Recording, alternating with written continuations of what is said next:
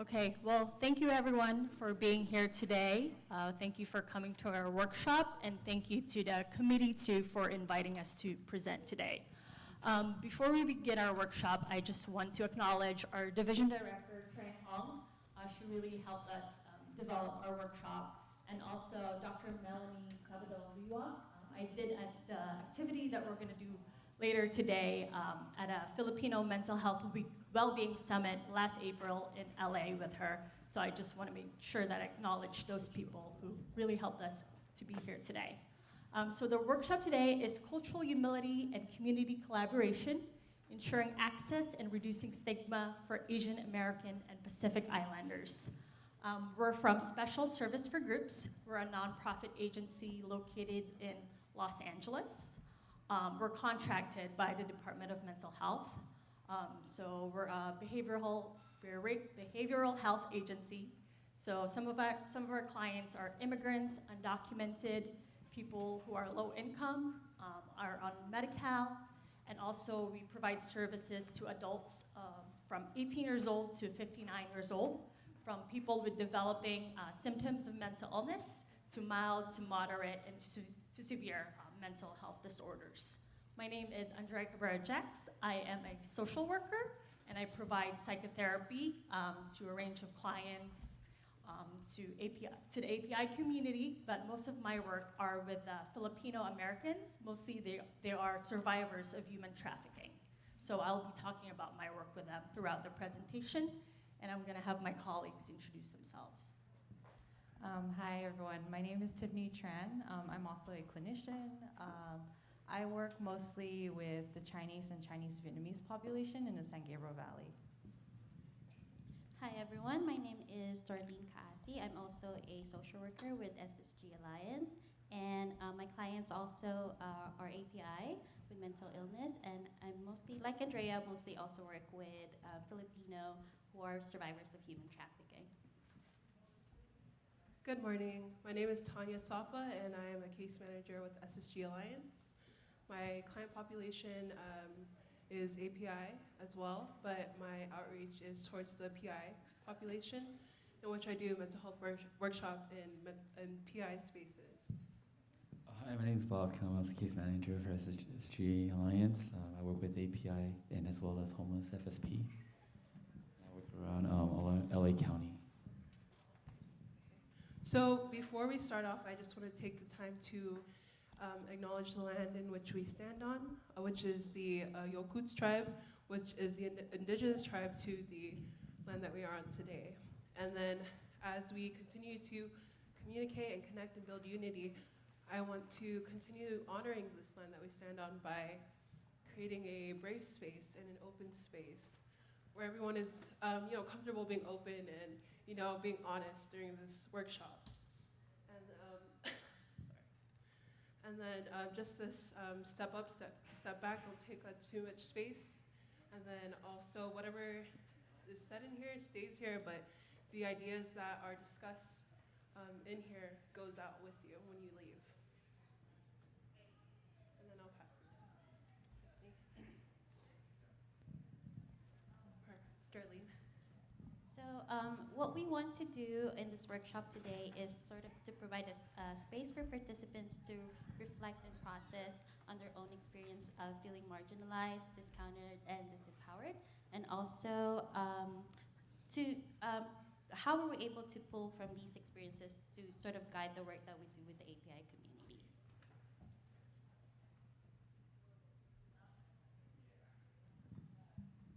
The activities we're going to be doing is the individual exercises. It's like self-reflection, discovering, self-questioning, critique, describing your journey as a process of continuing reflections.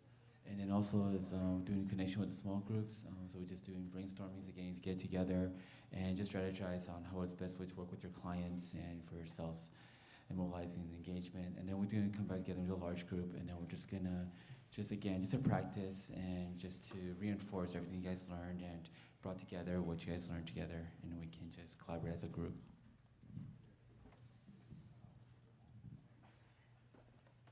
So for our first activity, we're going to split everybody up into groups.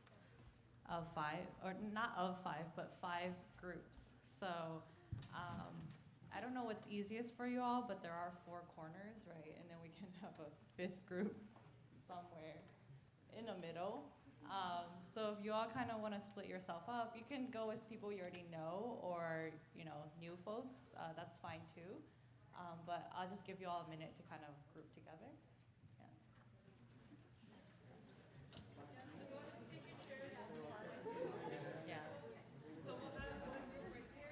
Yeah, you could move the chairs around if you need to, and kind of go into a circle if that helps.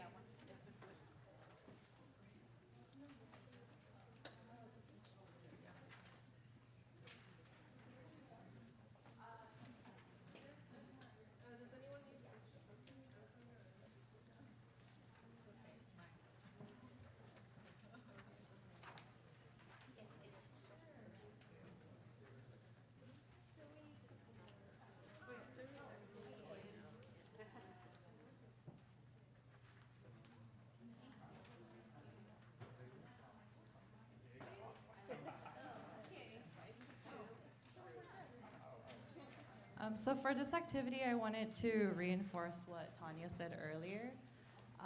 So if this activity triggers you in any way, or if it makes you feel uncomfortable, please feel free to step outside of the room. And also, we're also available as support. So if you all need any additional support, just please let us know as well. So this activity is you feel different because, and so I invite you all to close your eyes if you feel comfortable doing so. If not, then of course you can leave them open. I'm just going to read several statements to you all, and then we can debrief afterwards. So you can go ahead and close your eyes if you want to. This first statement is, I feel different because of the lack of supportive parents, siblings, or best friends, or loved ones in my life.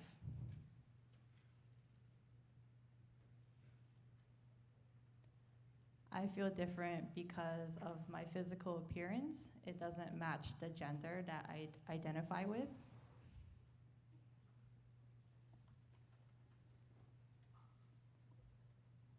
I feel different because my sexual orientation causes discomfort among others.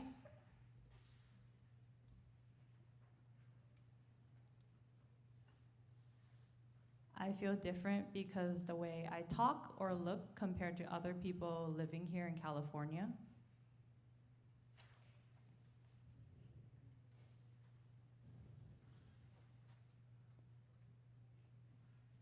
I feel different because of the extreme pain, struggle, or abuse I endured for a period of time or while growing up.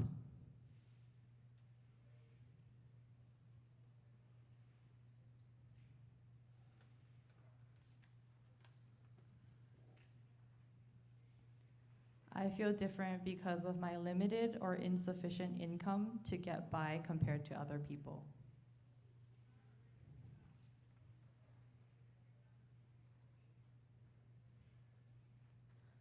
I feel different because I have been diagnosed with a rare or specific illness that other people don't seem to have.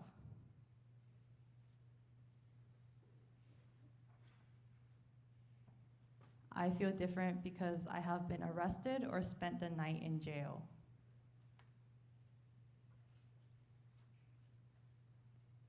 I feel different because I have a job that doesn't match the education that I earned from the country I came from, or a job that I took because I have no other job options.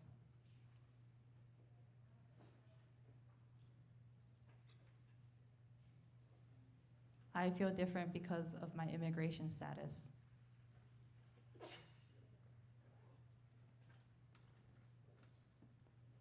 I feel different because my abilities prevent me from fully participating in certain tasks or functions.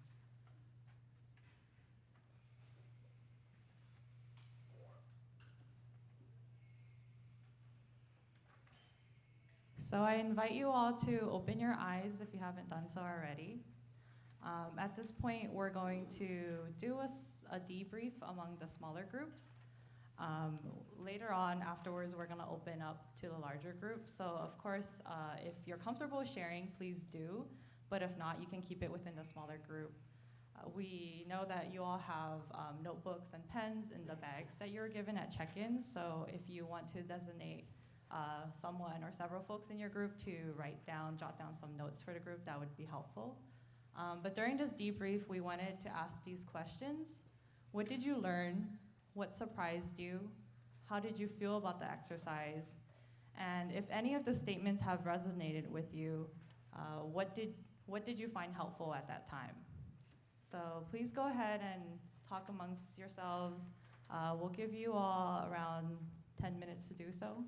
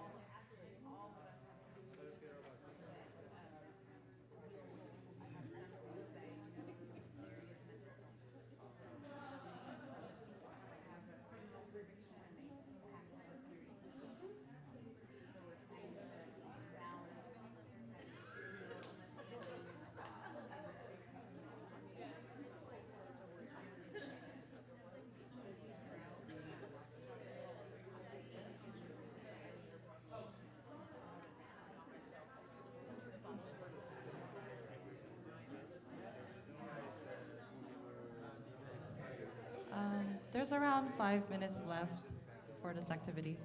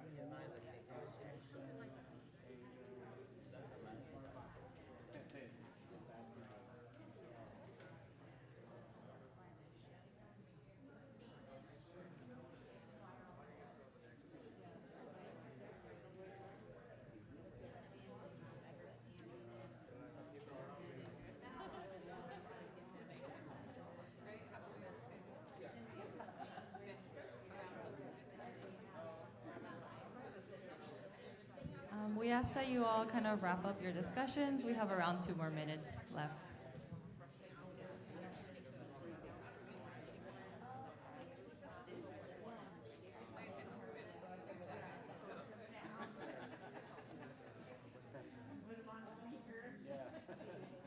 Yeah.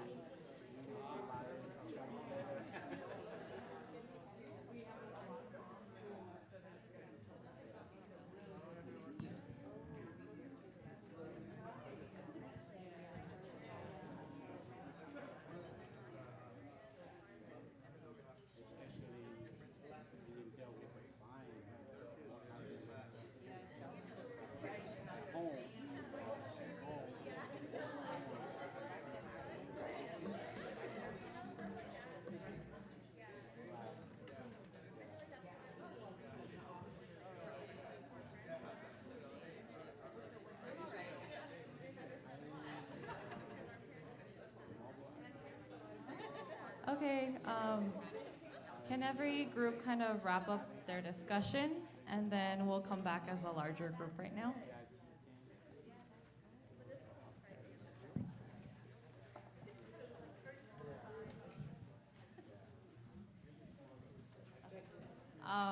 Yeah, I realize how uncomfortable this may be if you're turning your head, so maybe you want to turn your chair around if that's helpful. Yeah.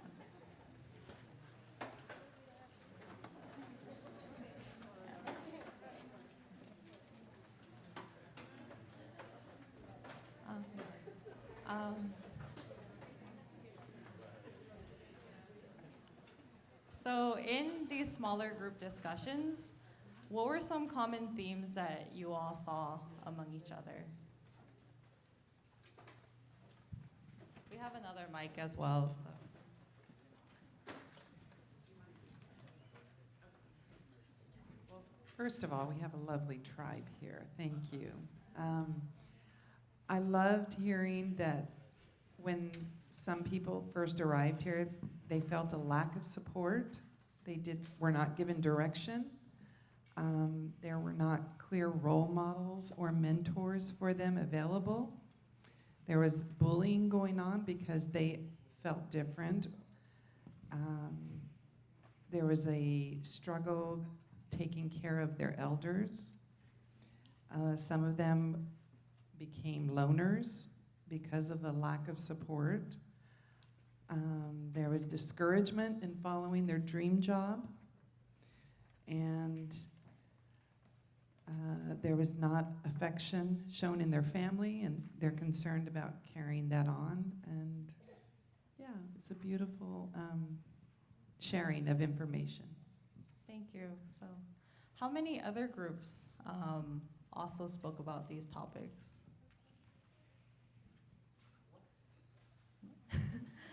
What did the other groups talk about then? If you're comfortable sharing, of course.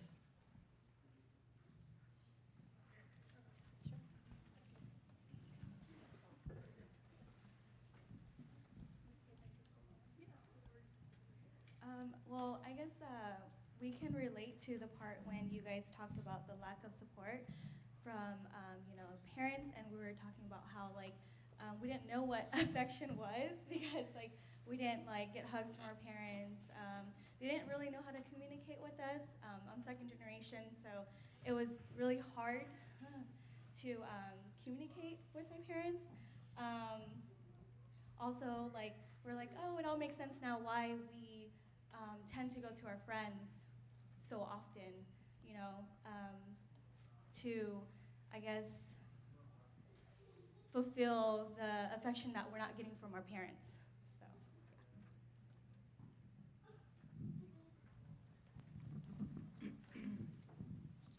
Good morning. Our group, I think, kind of touched on two areas, and you can let me know if I'm accurate. One of, if I may use the term, being othered, different, and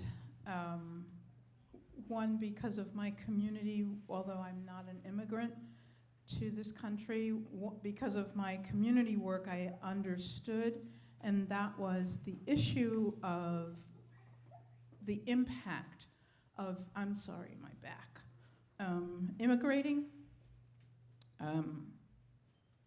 For those persons who, when leaving their country, are a professional, are very high in their profession, and when you get to this country, it's not recognized, it's not valued, and you end up having to take a job that has nothing to do with your profession, and how that impacts your self-esteem, in terms of men who are not able to provide for their families now, which is obviously quite impactful, and the level of depression or anxiety that can cause. Did I get it? Okay.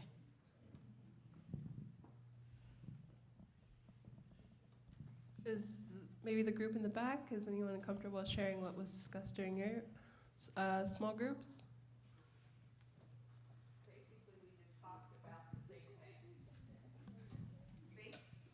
Basically, we were just talking about the same thing because of coming to this country. You're a doctor in one country, you come over here, and it's so hard to go through the barriers and all the other stuff that you wind up becoming a case manager or maybe a janitor or something that's not even related to your profession, and you have all those skills that could have been put to good use. So there needs to be a better way to do that.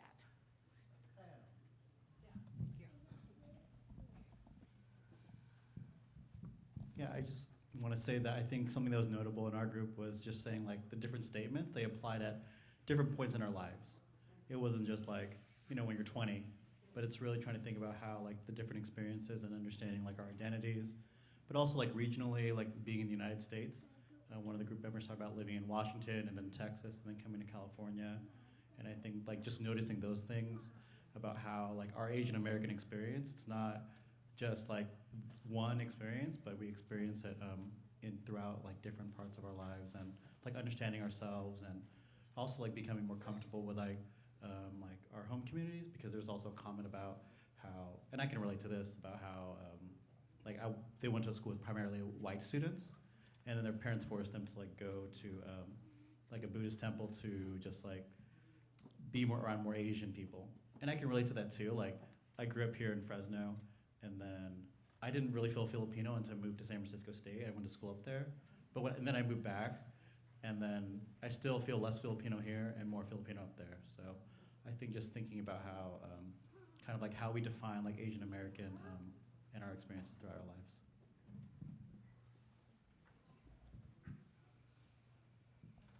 Okay. Who wants to share? Okay, I'll give it.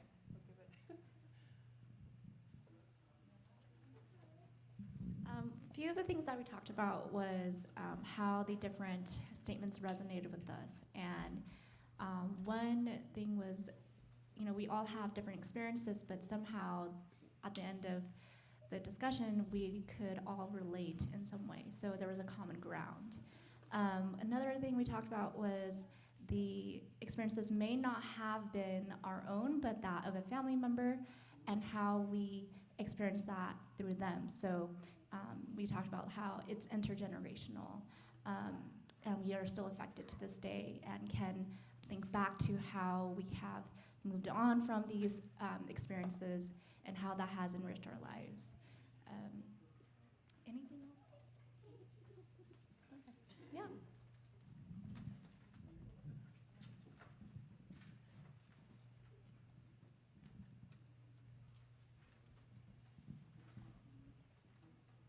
Yeah, so some common themes that I guess I noticed that were brought up were like, you know, intergenerational trauma, right? Also like this idea of like vicarious trauma, watching other folks go through these things, right? Anything else you all want to add? Maybe also that identity is fluid, right? And everyone's on their own journey to discovering like what type of identities they hold. And like you said, a lot of times identity is also dependent on physical regions, right? And areas that you're basically occupying, so, yeah.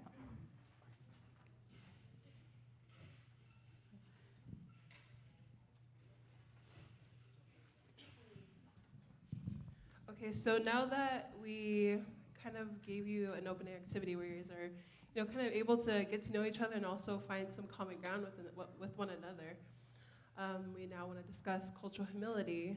And these are a list of the attributes of cultural humility. And the first one is openness. So it looks like you kind of already practiced that this morning. So the concept of openness is being open-minded and being welcoming new information, and also trying to find ways that you can learn, adapt, and grow from them. And then it's also understanding that there's different definitions of health and recovery based on a person's experience and their life experience.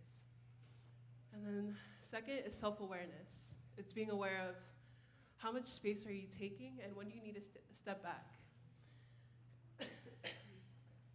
And it's being conscious of what are some of the stereotypes or the prejudgments that you subconsciously carry within yourself when you come across different people. And then egoless is the concept of putting your pride and your ego aside, and even your position aside, and putting someone above you. So it's kind of the concept of abasement. And in Samoan, it's called malalo, in which we put everyone above ourselves so that we, as a way to honor and respect them, so that there's common ground where we can, connect and engage in conversation with one another. Yeah, and I think throughout the discussion too, I really see you guys practice supportive interaction. Like you guys were encouraging one another, listening to people talk about their experiences, which is the fourth element of cultural humility. So you guys are already practicing it. And also the last part of cultural humility is self-reflection. I hope through this exercise, I think you guys were able to reflect who these individuals are in your lives. Maybe you didn't identify with each statement, but maybe it's your family member, or maybe you went through it. So that's really the last part of cultural humility. And just to go on about cultural humility, but before we talk about cultural humility, there's this cultural competence that maybe some of you has heard about as clinicians. So cultural competence, it started from culturally specific work in social work, in medicine, in nursing, but now we're trying to move forward from it with cultural humility. So cultural humility, it's gaining acceptance in the field of social work and nursing. I have a chart right here about the differences between cultural competence and cultural humility. You also have it in your handout, so feel free to just follow along with me. So the first off, both cultural and cultural competence and cultural humility, you acknowledge the different layers of one's identity or one's culture. For example, I'm Filipino, I'm an immigrant, I'm a female, and then in cultural competence, they challenge stereotypes, while in cultural humility, you recognize that working with cultural differences is lifelong and it's ongoing. It never ends. It's a lifelong process. And also in cultural humility, you emphasize not only understanding the other, but understanding ourselves. So you try to understand your client as a social worker, as a psychologist, but you're trying to self-reflect too about yourself. And also there's different assumptions in cultural competence and cultural humility. The assumption in cultural competence is you assume that the problem, there's a lack of knowledge, awareness. However, in cultural humility, it goes beyond that. The assumption is that in order to understand the clients, we must also understand the community that we serve, the colleagues, and ourselves. Again, that ongoing self-reflection.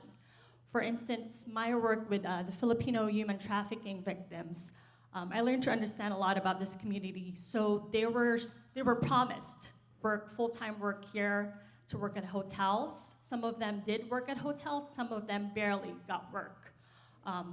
From that, they experienced discrimination, they were threatened by their employers and said that they were gonna be reported. And eventually they escaped the recruiters and they find their way in LA. I met them through an organization called the Filipino Workers Center. So most of them, for somehow they heard about this organization. And the Filipino Workers Center, PWC, they help them to get their legal status. So some of them have ongoing cases, so they have a worker's permit. So they address that, and then I address the mental health needs of these clients. So they have histories of trauma, depression, anxiety. So really just knowing that community and working with them and addressing their needs. And for most of them, they really don't have any boundaries as well because they experience trauma. And I also realized just working with that community, they do send a lot of, or most of their money to the Philippines. And my work with them is trying to find that balance, that it's okay, you don't have to send all that money to the Philippines.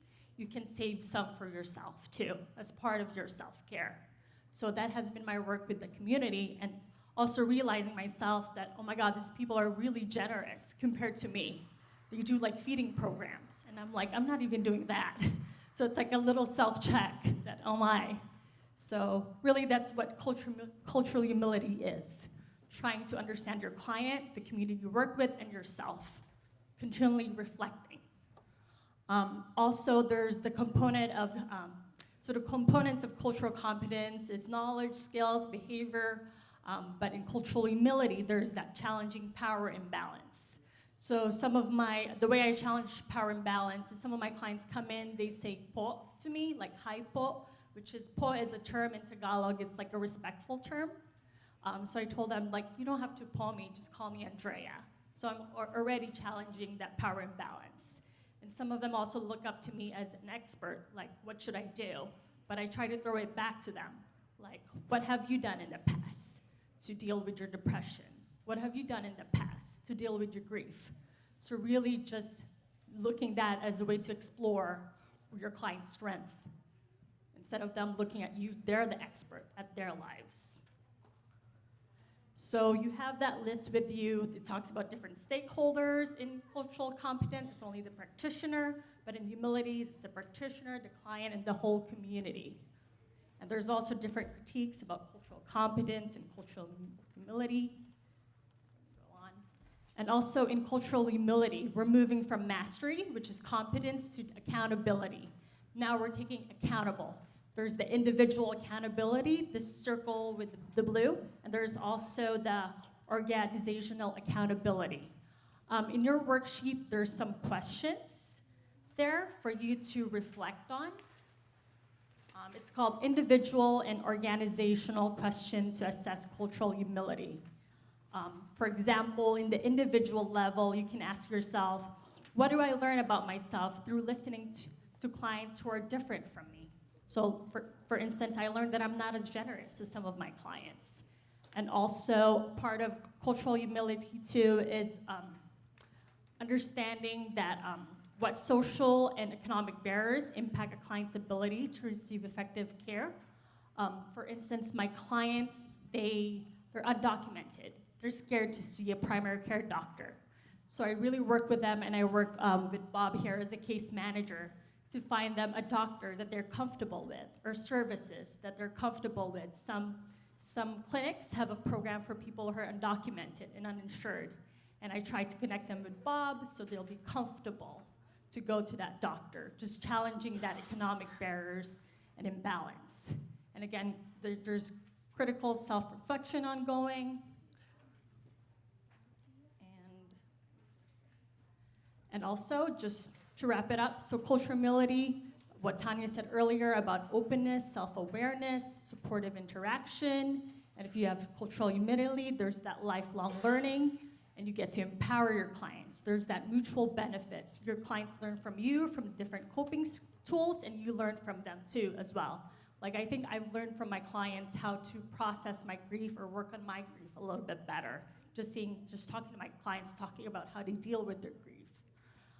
And also you develop that partnership with your clients if you practice cultural humility. Like I tell my clients, you and I, we're the treatment team. It's you and me, and if there's a psychiatrist, that's great. So it's us three. You have that partnership for you to get better.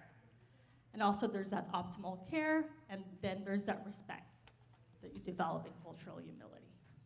Okay. And now we're gonna talk about how we use cultural humility in our practice and strategies for engagement and prevention and early intervention. And I think Tiffany will. So I'm not sure how other counties divide up their mental health programs, right? But since we are contracted with LA County's Department of Mental Health, we kind of follow the programs that they have. All five of us are on 3 teams. So there's the FSP team. So we're all specifically on the API FSP team. FSP stands for Full Service Partnership. So there are certain requirements that clients have to meet in order to become an FSP client. They have to have been homeless for a certain amount of days or facing homelessness. There's a criteria for hospitalization, right? So sometimes they come out of like locked institutions, or they come straight from the community through different types of referrals. And so that's our FSP program. We're also 24 hours, so all of us have an extra phone because we're always on call. We have rotations, so there's coverage. So we're always available to our clients if there's a crisis. And then next we have RRR, which stands for Recovery, Resilience, and Reintegration. So this is a step, I guess a lower level of care than FSP. A lot of times our clients graduate from FSP once they've been in there for a year or 2, and then they go into RRR. And so these clients normally also require some, or they take some type of like psych meds, right? And they have weekly, bi-weekly therapy. They also have access to case managers, addiction treatment counselors if they need. And FSP requires weekly contact with the treatment team. And then PEI is prevention and early intervention. So these are for clients who are just starting to develop symptoms of mental illness. So these are some ways that our team really, I guess, overcomes a lot of these barriers in care for our clients. These are some strategies that we use. So since we're all on the API FSP team, all of us are at least bilingual. So in that way, we overcome this language barrier that is very common for API communities. You know, I guess just making them more comfortable with their provider.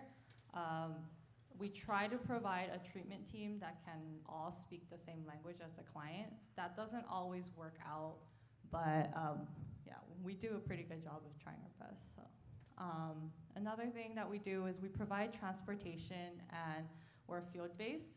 So we're all over LA County. So a lot of times different teams are in different service areas. That's when the county is split into one service area. But because we're API, they're all over the county. So we have a lot of mileage on our cars because we drive everywhere.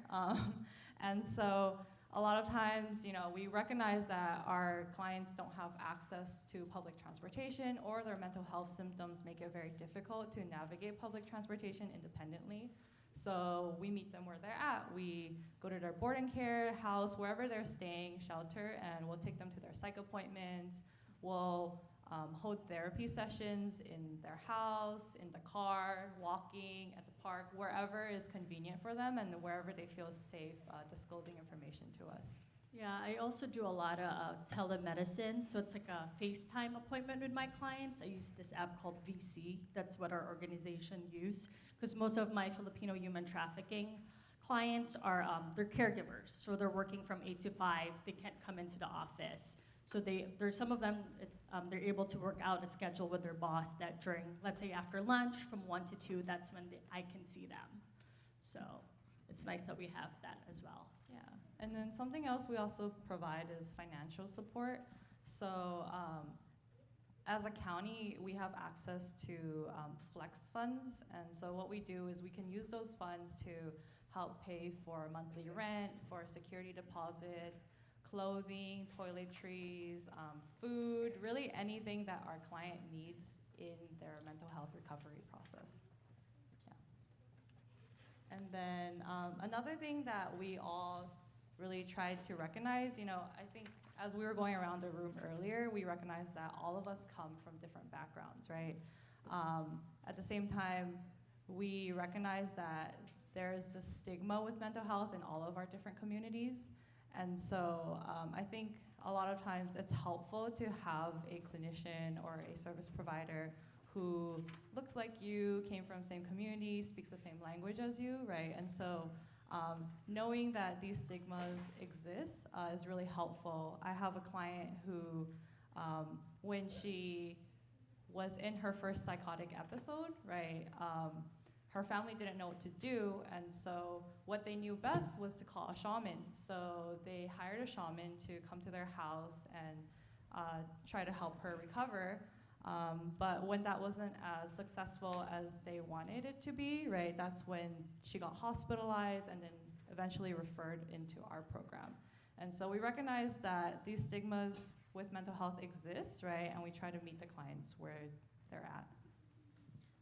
Another thing that we do is outreach, and I think for FSP program, if we get the referral from like an inpatient or emergency rooms or urgent cares, we are required to make contact within 24 hours.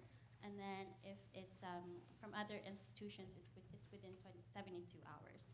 So I guess when doing outreach, one thing that we sort of guide our team's practice is recognizing individuals' experiences, knowing that you know, they may already be resistant to services or doubtful to mental health services due to cultural stigma, and also they may have had already bad experiences from previous social services. So just sort of meeting them where they're at, showing them with them in a timely manner, being genuine and all that, sort of lets them know that they matter and maybe be helpful to restore their faith in social service system as well. And then the next one is early detection. So early detection is very important because that's educating not only the client, but close family and friends on what are some of the signs and symptoms that their loved one is showing that they know that they could probably, that they need help, that they need linkage to someone. Because we see that the earlier a person gets intervention, mental health intervention, that they're least likely to develop severe mental health disorders or lifelong mental health disorders. And that kind of ties in with psychoeducation. I really believe in order to decrease stigma within our API community, we have to increase mental health knowledge. And that's maybe providing resources and like certain ways to maybe tips on how that we can provide to families and clients on how to cope with certain signs or symptoms, or even like if they're beginning to have a mental health crisis. And then something else is, I think a lot of times we struggle with like to diagnose or not to diagnose. Diagnosing is a very powerful act, right? When you label someone with a diagnosis, depending on which diagnosis it is too, there are different stigmas that are associated with these different diagnoses, right? So we recognize that, and Andrea has an example. Yeah, for some of our clients, we recognize that some of them might have a borderline personality disorder or other types of personality disorder. So we don't really write that. We don't document it. We take that into account and we talk to the client about it, but we don't practice writing it down in documentation. We just put a primary diagnosis of depression or PTSD that's a little bit more less stigmatizing than the personality disorder. It's just our agency policy. We just do our best to protect our client a little bit, because sometimes we do have to send this information, for example, to Social Security so they can get benefits. So it's just our way to really protecting our clients. So the practice model, like first one will be living well. So living well is basically meaningful activities. It's providing the clients those meaningful activities. So example of meaningful activities would be something like a recreational centers. Another one would be even medical centers as well, because they have not documented. So we do have to link them to placements that would help them through that. As well as one-on-one support. So one-on-one support is if a client likes to play basketball or like to play sports, we provide them with just going out with them to the park, playing some basketball, just to build some pro-social skills. So we want him to go out there as well so that he can become, a little more, I guess, more freedom as well, right? To not to be afraid. And then the next practice model is mental health first aid. Has anyone heard of mental health first aid? But just raise a hand. Okay. So mental health first aid is the initial response that someone, or initial response or steps that someone can take. Can anyone shout out the steps? Algae? Yeah, so algae. So those are kind of the initial steps that someone can take when they do come across someone who is experiencing a mental health crisis. So that's kind of in relations to like the psychoeducation.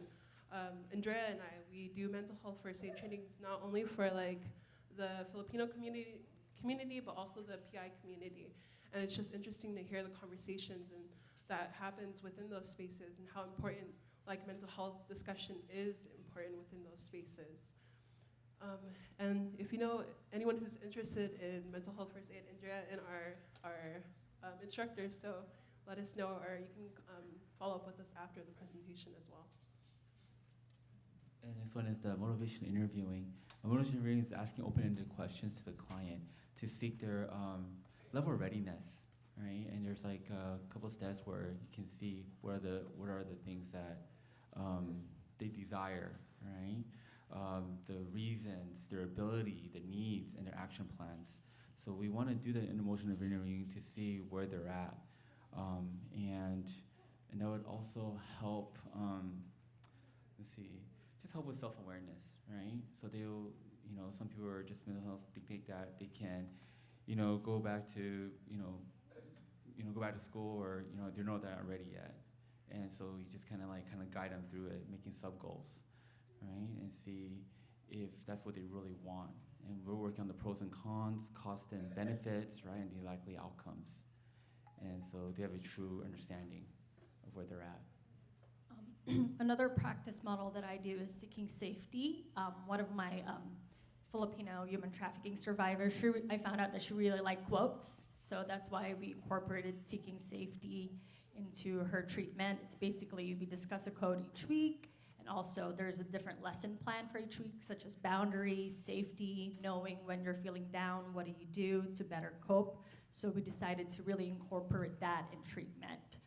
Even though she doesn't have a substance use problem, because seeking safety is mostly for someone with PTSD and substance use. She only has a trauma history, so we really do our best to tailor it. Don't really talk about the substance use much, but the trauma, that's where we emphasize. And then the next is case management. So with my clients, some of the things I do is help them improve their engagement with ADLs, which is activities of daily living. So whether it's like kind of helping them create a list of duties that they have to create, that they have to check off every day, or even linking them to proper medical support, whether it's finding a proper PCP that they are comfortable with, or even like language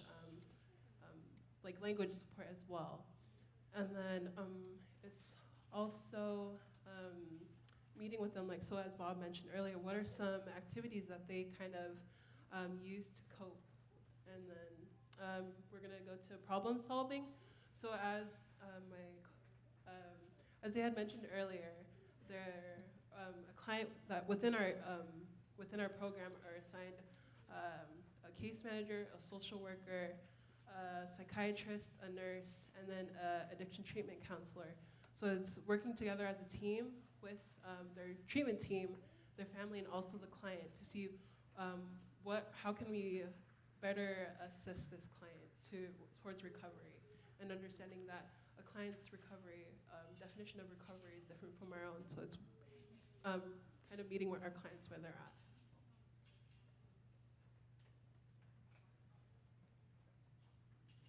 And so we also do crisis response and support. So for clients in the FSP program, we are on call 24/7 for them. So recently I had a client call me at like 10 p.m. at night. The boarding care called me, that's where the client lives. The boarding care staff said the client was feeling agitated and if I was able to talk to the client. So I talked to my client and tried to tell my client to inhale, exhale, really utilize his coping tools. So that helped him a little bit, and also coordinating with a boarding care. Maybe you guys can give him his medication a little bit earlier to really deal with the agitation. So we're there for our clients in the FSP program if needed as well. Just wanted to add that also it's important to let client's family know what happens to them. I've had an experience where I had a client who was hospitalized and the mother was not informed. The boarding care did not inform me as well, so there was this whole dilemma that I had to take care of. So just lesson learned, informed everyone who's supposed to know about the client as well. And then also recognizing the different levels of care that the client might need. A client might need to go to the hospital. Recently, again, I had a client who was feeling suicidal. I'm glad that he reached out for help, which is great. So he's telling me his suicidal thoughts, and luckily for our organization, we were able to connect him to an ambulance that was able to just come into the boarding care where he's at instead of him, because his plan was I was just gonna go to the hospital on my own. But considering their safety risk, we just made sure that there were staff looking after him and that he was feeling safe instead of going out in the community. And also if a client needs a higher level of care, like instead of being at a boarding care at a skilled nursing facility, where if a client has medical needs, we do make that accommodation as well. So by providing community-based services, right, we also see that a lot of families and individuals look to these community-based organizations, right, as people who can give them services. And so there are a lot of things that we do as clinicians and case managers to help them integrate better into their community, especially if they're come out of a locked facility.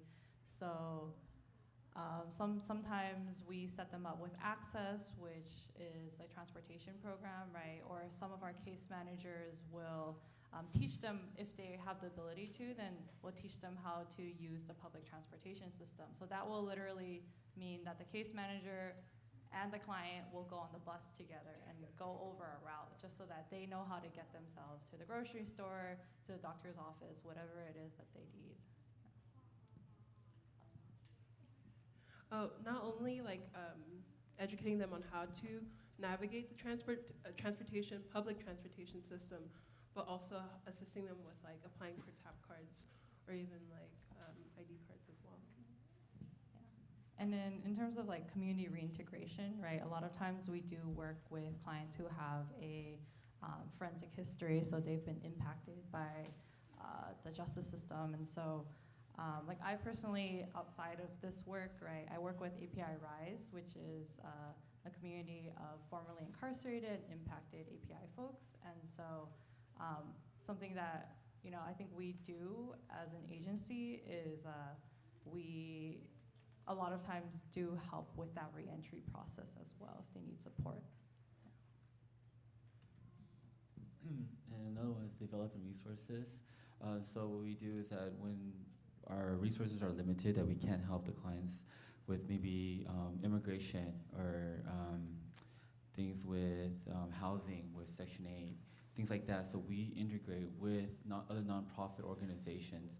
So we network and we contact them and find out if they can also help with the clients. And so we do that as well for that so that they can have that continuum of care.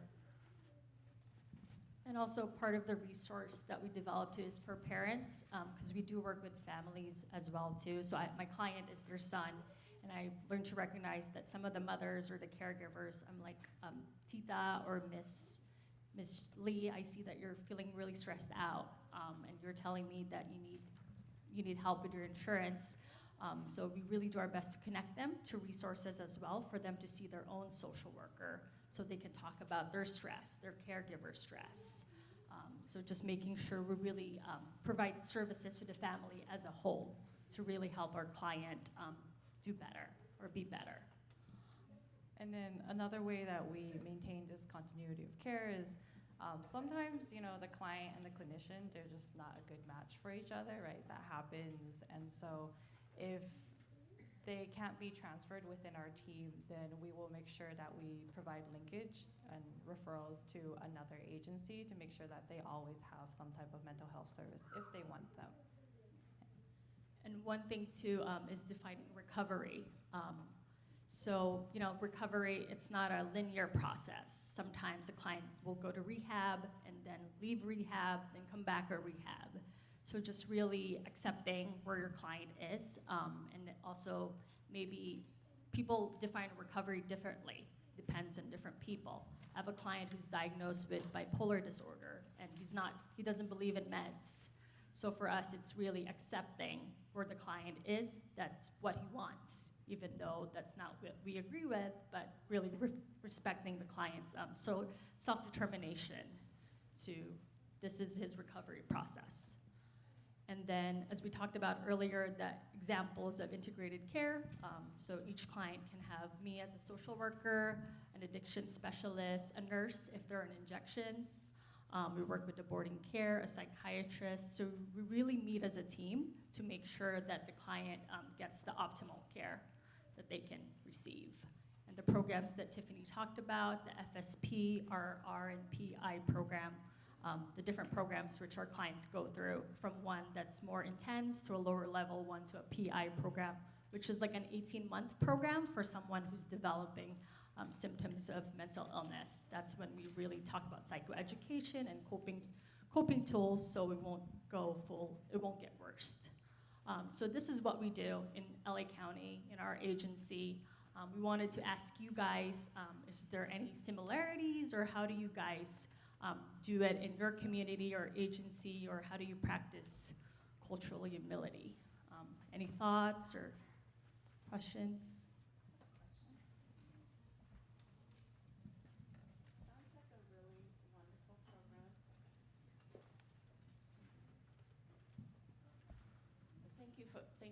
coming. Thank you. I work every day with individuals with developmental disabilities. And while it sounds fabulous, a one-stop stop, very person-centered, I cannot help but wonder, what are your thoughts and what are your working experience with people with developmental disability, particularly individual with intellectual disability, people who are nonverbal? Because when you talk about mental health, when you talk about humility, culture, and everything else, when you add disability to it, it layers, it complicates things. And I'm just curious, what are your working experience with that? Yeah, thank you for asking that question. I do have a client, he's diagnosed right now with, he has developmental delay. He's not nonverbal though, he's able to speak. But I can really see that his thought process is very slow. And so just being patient with the client, and I'm still encouraging him. Right now he doesn't want to get linked yet to regional center. In LA we have regional center, which they primarily focus on developmentally disabled clients. So we're doing our best to link him with that, but right now he's still not open to it. So we're working on the mental health side too, which is his medication. He's seeing a psychiatrist to help with his thought process and concentration. And also as a team, just really trying to communicate that we really have to be patient with our client. His thought process is very slow. He's slow in decision making. So just being respectful of that. And it is hard. It's tough to work with someone, but it's just trying to be, that's where he's at. And we're just here trying to provide the best care that we can be. So. I'm also just starting to work with a client who is diagnosed with developmental disability. She is 24 years old, and she graduated from high school.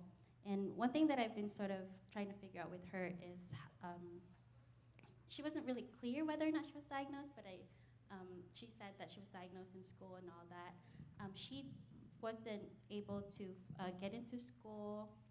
Right after graduation, she tried to get into school. She wasn't accepted. She tried looking for a job. She wasn't accepted. And that was 4 years ago. And right now, the whole time from graduation to school to know that she's accessing services with us, she hasn't tried to look for jobs or get into school anymore. So I think my work with her now is just sort of linking her to services who may be able to cater her, her level. Also sort of helping her get that motivation again. So just sort of just being knowledgeable about resources that can help them get their goals.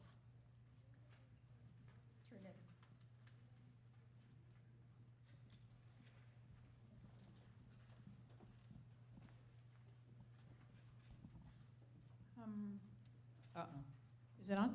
Oh, sorry.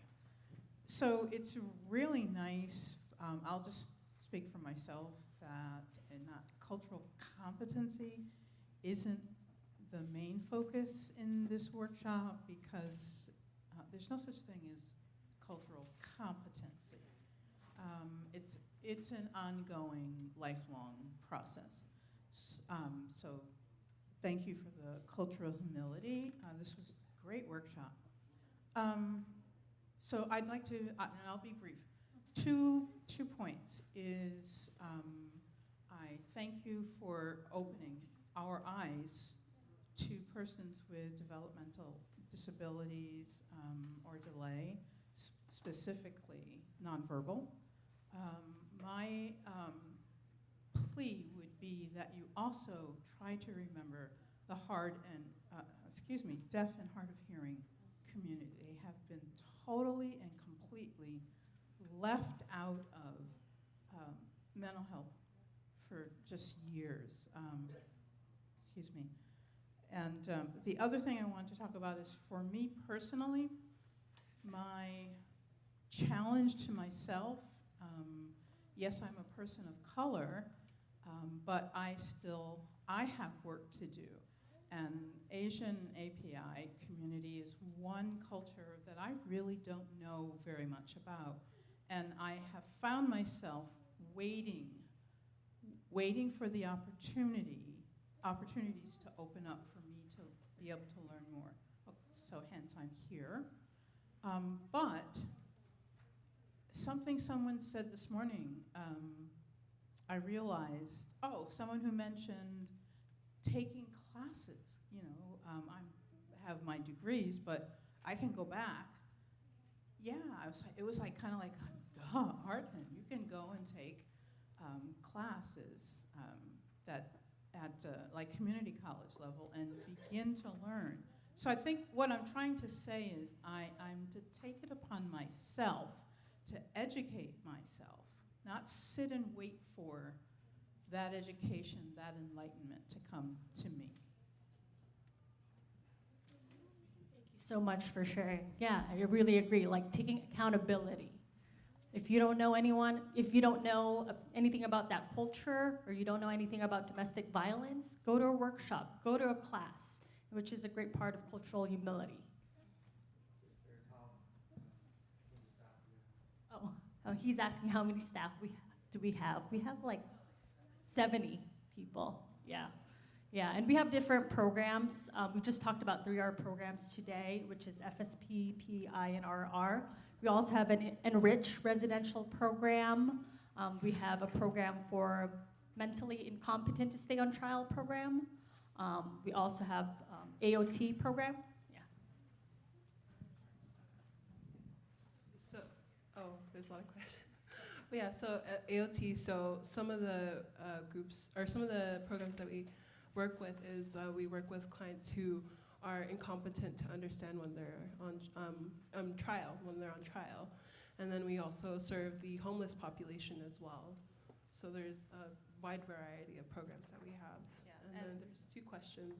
And also our API FSP team has around like 15 staff, I would say, right? And we recognize that API communities are so diverse, right? So that we're not always able to meet the language needs of all our clients, which is why we're part of an API collaborative in LA.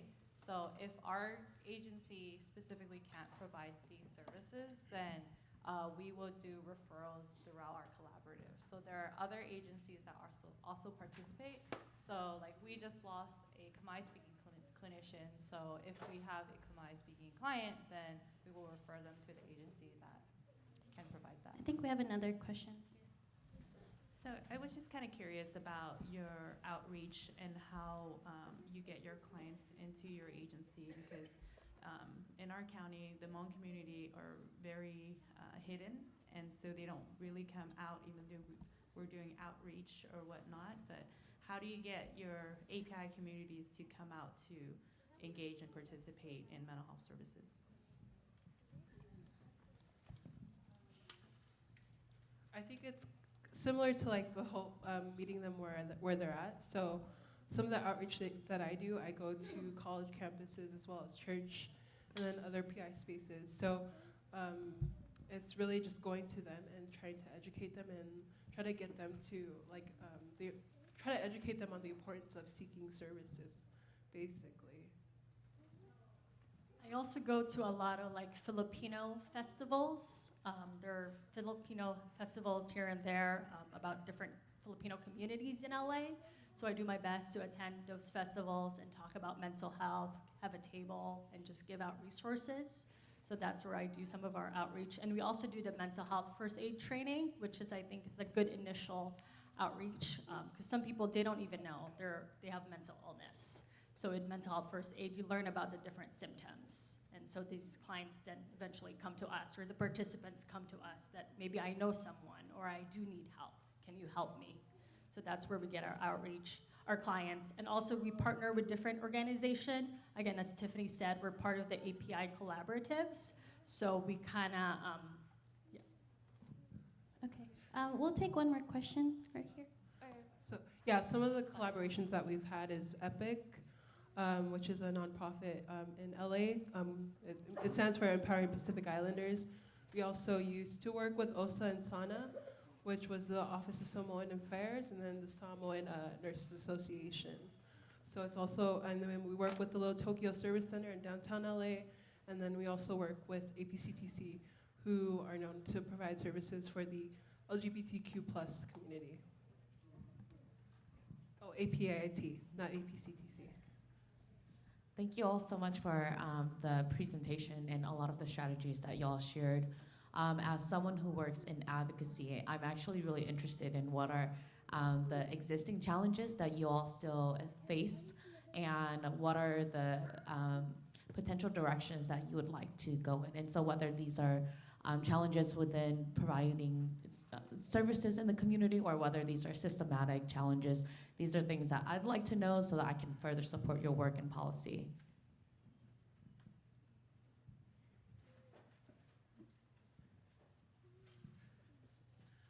Well, I feel like some of the boundaries that I come across is just this lack of knowledge, is that there's not that much information that's being that's being put out to our API community. So no one really knows how to kind of start the conversation, or it's just very awkward to even have that conversation. So it's kind of like, that's why mental health first aid is important, because it kind of starts that conversation. It kind of assigns a term to like something that they don't know how to, really define. I think something we run into a lot too is the rigidity of a lot of these policies, right? A lot of times our clients will meet the criteria, or like they won't meet the criteria, but they really need the services, right? Yet, but we can't serve them, right? Or let's say the client doesn't have funds, or maybe they're undocumented, so they don't have access to SSI, right? And so that's where we try to come in and supplement some of those funds. But or maybe it's like a client gets referred to us as someone who needs services in our FSP program, but really they need a higher level of care, right? But sometimes the way that these policies work is like the numbers matter a lot, right? And so it looks good when you graduate a client into a lower level of care, right? So it's like maybe the supervisors or whoever the higher ups kind of like push you to like open this case in this program when you know deep down like this client needs a higher level of care, and we can't really provide that for them at the moment.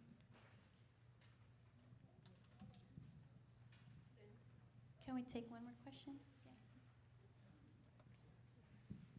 So we teach English as a second language to adults, and one of the organizers invited my advanced English class. It's a highly Asian population.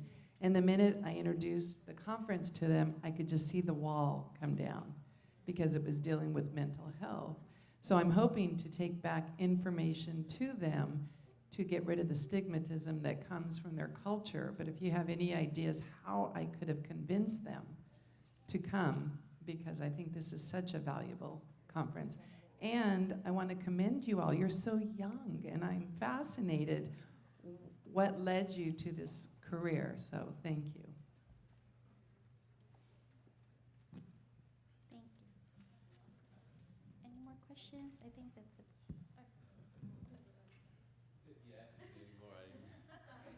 So, good. I guess it's still morning. It's still morning. Good morning. I'm Havari Wilson. I'm from Alameda County in the Bay Area. And my question is, how do you, or why do you continue to include Pacific Islanders in this term API? In my county, I work with Pacific Islanders, the Tongan and Samoans, and they don't consider themselves Asian. So why are we continuing to lump in Asian Pacific Islanders with API when the Pacific Islanders issues? And I mean, I don't want to lead into this model minority myth, meaning that Asian Americans are all doing well, but some are and some are not.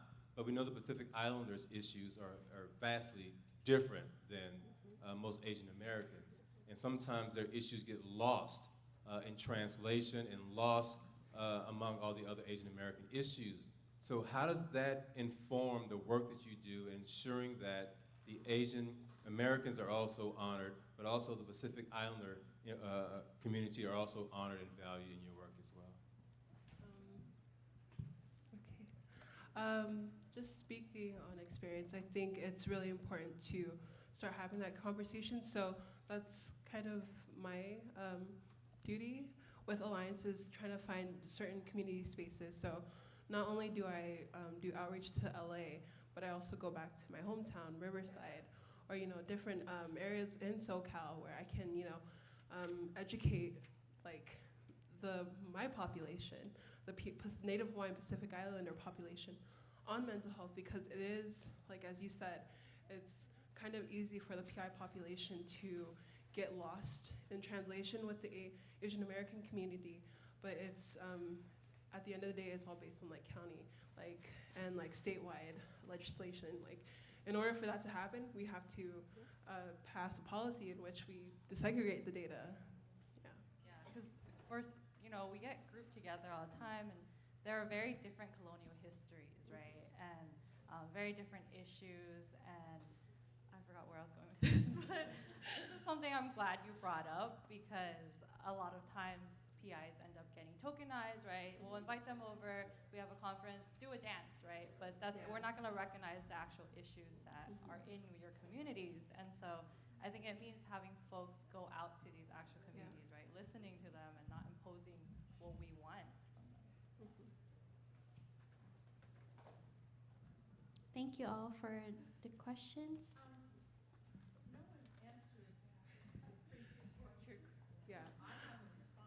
Yeah. So one of the things I found is just everyone loves gathering with food. API communities love gathering with food. So you can never go wrong with food. Just so you know, you can also eat. Yeah. But then it starts with the young ones. It starts with the young population. Getting them I feel like once the parents see a spark, because from my own experience, my mom didn't really have knowledge about mental health, but when she started, watching me be more engaged in the community, she started attending, workshops and the different presentations that I do, and she started engaging in conversations like that. So it's, even if the teens or the young adults are open to it, it's just starting with them, and then having them, kind of influence their parents, because I'm not gonna say that all parents are kind of closed-minded, but they're kind of strict on their own views, and it's not until they see a change in their kids that they'll start to oh, okay, maybe I should give this a try as well. Sometimes it helps to reframe what the event is too. I know for some of my clients who maybe their parents aren't super accepting of different mental illnesses, but they're very connected with the church, right? So maybe doing some type of workshop in that setting, right, to get them educated about mental illness. Could you repeat your question quickly, please? I'm having a senior moment. I invited my class, they were invited to come. They're highly Asian population, and I couldn't even I said, it's free food, and you could just see once I said mental health, they closed down. And we're very close, our class. I mean, they come to me with their problems, we discuss things, and they're all different ages, so I was just wondering how I could have broken through that barrier to really get them here. Okay, thank you.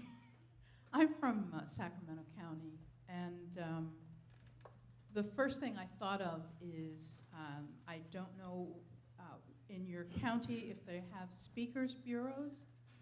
I know in Sac County we have, Sacramento County has a speakers bureau for consumers, for mental health consumers who go out to different venues, police, medical, high schools, middle schools. So I would suggest that you would get someone that looks like them and understands them. That's going to be a safer introduction to them, and maybe that wall won't come down. All right. Thank you all for participating in our workshop. Hope you all gained something from this activity. And we want to leave you all with this quote, which we thought captures the core concept of cultural humility.